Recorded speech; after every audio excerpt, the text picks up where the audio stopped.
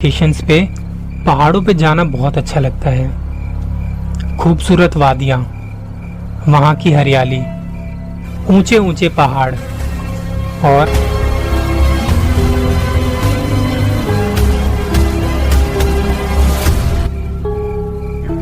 College के time पे एक ट्रिप बना हिमाचल जाने का। मैं सेकंड ईयर में था उस वक्त। कॉलेज की दुनिया ही अलग होती है। दोस्तों के साथ मस्ती, प्रोफेसर्स के लेक्चर और बहुत सारी एक्टिविटीज।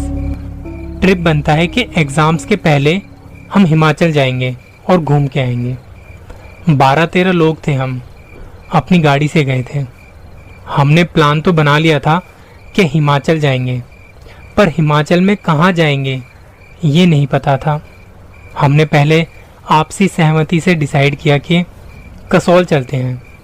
पूरी मस्ती मजाक करते हुए कब कसौल पहुंच गए पता भी नहीं चला। हमने वहाँ एक बढ़िया सा होटल ढूंढा, लेकिन हमारा जो बजट था हमें उससे ज़्यादा खर्चा नहीं करना था रेंट पे। होटल वाले से बातचीत करके हमने 3 रूम ले लिया वहाँ। होटल वाले ने बताया कि आप लोग बाहर जाएंगे तो हमारी गाड़ी लेके जाना, यहाँ रास्ते में अक्सर लोग भटक जाते हैं।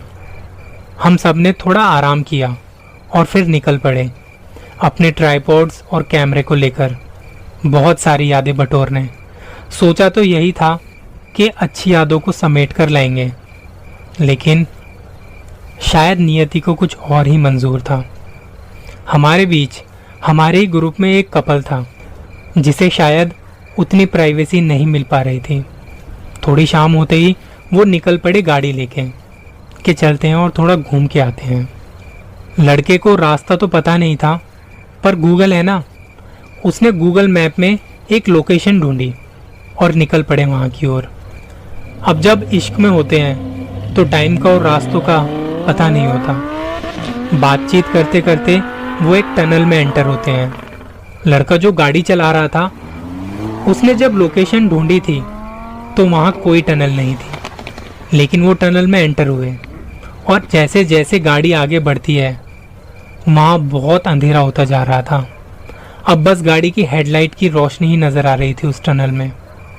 ये देख वो दोनों सोच रहे थे कि कुछ तो गड़बड़ है, पर हम गाड़ी मोड़ भी नहीं सकते क्योंकि वहाँ बहुत अंधेरा था। टनल कितनी बड़ी थी ये हम दोनों में से किसी को भी नहीं पता था। दोनों बात कर रहे होते हैं और इसी दौरान ऐसा लगा मानो जैसे गाड़ी के शीशे पे किसी ने ज़ोर से हाथ मारा हो। वो कुछ समझ नहीं पाए कि ये क्या हुआ एकदम से। लड़के ने गाड़ी के मिरर में पीछे देखा तो पीछे कोई गाड़ी नहीं थी। उस पूरी टनल में बस वो एक ही गाड़ी वहाँ थी। अब दोनों घबरा गए। जैसे ही वो कुछ और सोचते, गाड़ी के चारों तरफ से आवाज़ आने लगी, जैसे कोई गाड़ी पे जोर से हाथ मार रहा हो। ऐसा लग रहा था मानो जैसे कोई अपनी हथेलियों को गाड़ियों के शीशे पर मार रहा है। उन्हें कुछ समझ नहीं आ रहा था, कुछ दिखाई नहीं दे रहा था। लगा कि कहाँ फंस गए हम। आप खुद सोचो, आप ऐसे कहीं अकेले टनल में फंस गए और कोई आपकी गाड़ी में हाथों से मार रहा है और आप उसे देख भी नहीं पा रहे। इन दोनों की हालत खराब हो गई थी। लड़की ने कहा, गाड़ी तेज चलाओ और यहाँ से निकालो। लड़के ने गाड़ी को स्पीड में चलाना शुरू किया, लेकिन वो टनल खत्म होने का नाम ही नहीं ले रही थी। जब तक इस टनल में रहे तब तक वो आवाज़ें लगातार आती रहीं, मानो कोई गाड़ी के शीशों पर जोर से अपने हाथों से मारे जा रहा है। दोनों बोलते ये टनल कब खत्म होगी यार।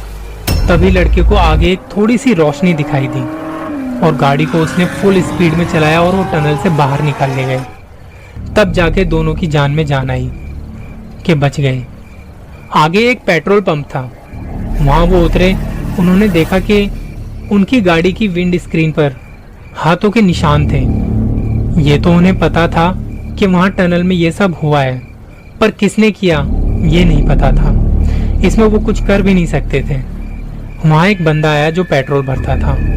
उसने वो हाथों के निशान देखे और कहा, इन हाथों के निशानों को मैं साफ कर दूं? तो लड़के ने कहा, हाँ यार, इन्हें क्लीन कर दो। वापस जाएंगे तो लोग पता नहीं क्या सोचेंगे। और भैया 1000 का पेट्रोल और भर देना। ये दोनों वहां खड़े खड़े बातें करने लगे कि बुरे फंस गए। और वहां वो बंदा गाड़ी के शीशों को घिसने लगा, कोशिश कर रहा था उन हाथों के निशानों को साफ करने की। थोड़ी देर बाद वो उनके पास आके बोलता है, सर सॉरी, ये निशान साफ नहीं हो रहे। तो लड़के ने पूछा, क्यों साफ नहीं हो रहे भाई? सर, क्योंकि ये सारे के सारे निशान जो है ना, वो अंदर की तरफ है, एक भी निशान बाहर की तरफ नहीं है। ये सुनते ही वो दोनों एकदम से घबरा चुके थे।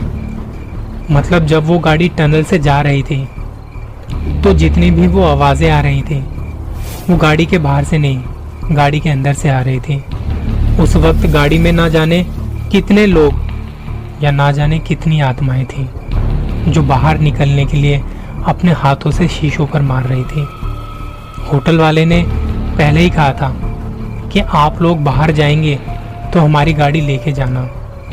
लोग अक्सर यहाँ रास्ता भटक जाते हैं। हर बार गूगल सही हो ऐसा ज़रूरी नहीं। और अगर कहीं बाहर जाओ और कोई कुछ समझाए तो हीरो बनने की बजाय उसकी बातों को ध्यान से सुनना चाहिए।